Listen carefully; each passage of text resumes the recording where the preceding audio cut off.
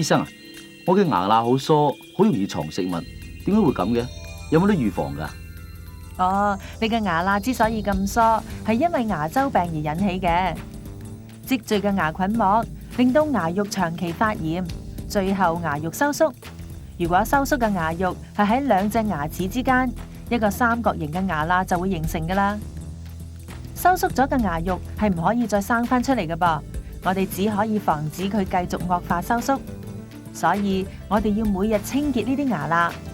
不過唔係淨係清除藏喺牙罅內嘅食物，而係要清除埋積聚喺牙同牙之間嘅牙菌膜。清潔呢啲牙罅係咪好困難㗎？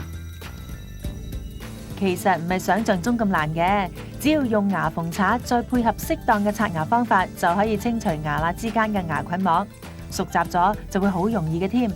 而家就等我哋睇下點樣用牙縫刷啦。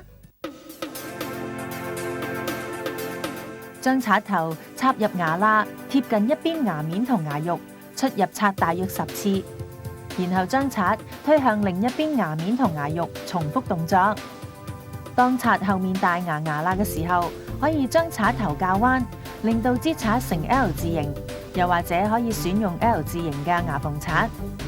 但係如果牙罅太窄，就唔好夾硬嚟噃，應該轉用牙線。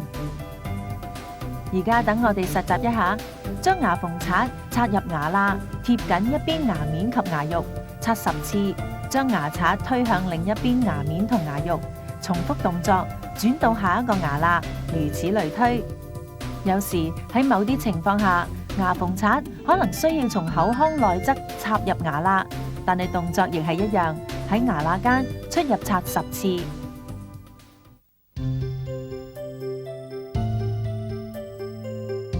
哦，原來咁就可以防止牙肉發炎同牙肉繼續收縮。我都好想試下，但係有時驚會唔記得用。如果想快啲養成呢個對你啲牙咁有用嘅習慣，可以每次先用牙縫刷，再用牙刷刷牙，咁就唔會唔記得啦，亦會易啲養成習慣。其實用牙縫刷唔係想象中咁難㗎，大家返屋企試下先啦。